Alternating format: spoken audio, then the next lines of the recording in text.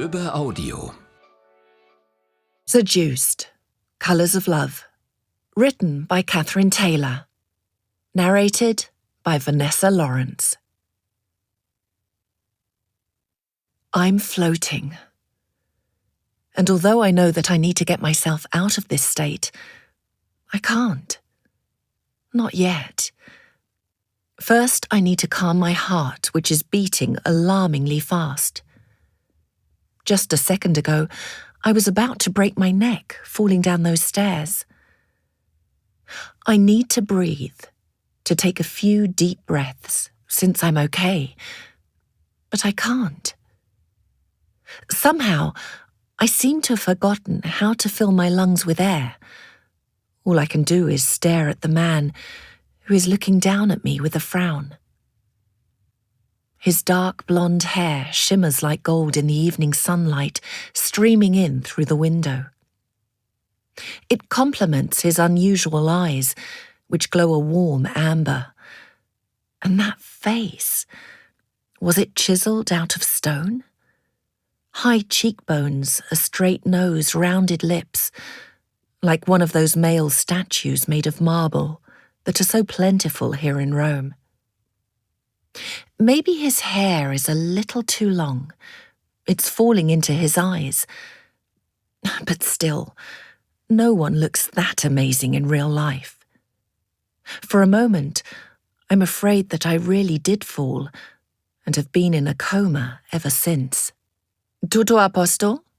The man asks in a deep and very real voice, turning his head slightly to peer down at me, probably in order to convince himself that I really am okay. As he does, I notice a scar on the side of his neck. It's pale and jagged and begins just above his collarbone.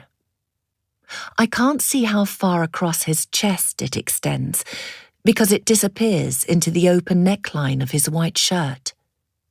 But the wound that caused it must have been no laughing matter. I wonder what happened. In any case, the scar doesn't disfigure him. It actually makes him more real.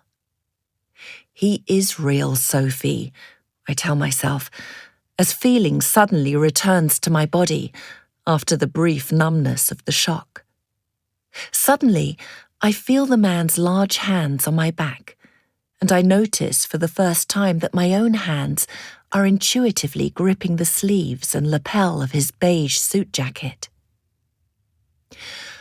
After a few seconds, I realize exactly what happened and how reckless I was, going on tiptoes on the step without holding on to anything. I wanted to take a closer look at the picture hanging on the wall, but when I took another little step forward, my foot got caught on the fabric of my long dress, causing me to topple over. And now I'm lying in the arms of the man who was coming up the stairs behind me and who, luckily, caught me before anything worse could happen. In the arms of this stranger, so disturbingly close to him that he can look right down my cleavage. The thought helps me catch my breath again. Yes, I'm fine, I mumble. My cheeks are burning as I try to get to my feet again. He helps me up, and even when I'm standing, he keeps holding on to my upper arms, as if he doesn't trust me to stand on my own. Unfortunately, his guess is correct. I'm feeling pretty shaky. Other guests are walking past us up the stairs. The reception is probably already in full swing. They look at him and at me, intrigued. Well, that's just brilliant, Sophie, I think, frustrated with myself for having begun this important evening with such an embarrassing gaffe. I don't know what's thrown me off more, the fall itself, or the fact that I tripped in the first place. Things like that don't usually happen to me. I'm really not a clumsy person, and I'm not one of those women who like swooning helplessly into men's arms, that's for sure. It was all thanks to the dress, the thin strips of which I readjust in annoyance because they've slipped down my shoulders yet again. Never mind the inconvenience of the straps. The dress is to die for, long and red, made of softly draped chiffon. When I spotted it this morning, in a boutique near the Via Nazionale, I had to splurge. Back home in London, I probably wouldn't have bought a dress like this one. There, I wear simple, classic shift dresses or suits. I've brought several of them with me, but here in Rome, my old wardrobe seemed so boring, and the dress had been on sale, not to mention the colour complemented my dark hair. I had to have it. Of course, I never imagined that the long flowing skirt would prove to be a tripping hazard. "You can let go now," I tell the man, who continues to gaze at me with interest, just a touch too directly for my taste. "Thank you," I add hastily, trying to sound friendlier. It's not his fault that I'm annoyed by my own clumsiness. Besides, I owe him. I really could have hurt myself if he hadn't been there to catch me. Suddenly, I realise that I said all that in English, and he might not even have understood me. He doesn't look like your typical dark and brooding Italian, but his accent just now sounded pretty authentic. Just as I'm about to repeat the sentence in the local language, he smiles, revealing an extremely attractive dimple in his right cheek, and I find myself staring at him again. "At your own risk, then," he says in flawless English, and removes his hands from my arms. Then he bends down and picks up my clutch, which is lying on the stairs. As he hands it to me, I notice the scent of his aftershave. It's crisp and pleasant, and it's going to my head a bit. "Just be careful," he adds, widening his already charming smile. "Art is a wonderful thing, but you shouldn't risk your life over it." He's flirting with me, that's pretty clear, and I'm more susceptible than usual, probably because my body is still feeling the after effects of the shock. So I'm happy when he decides to take a step back and look up at the picture on the wall, the root of this entire mishap.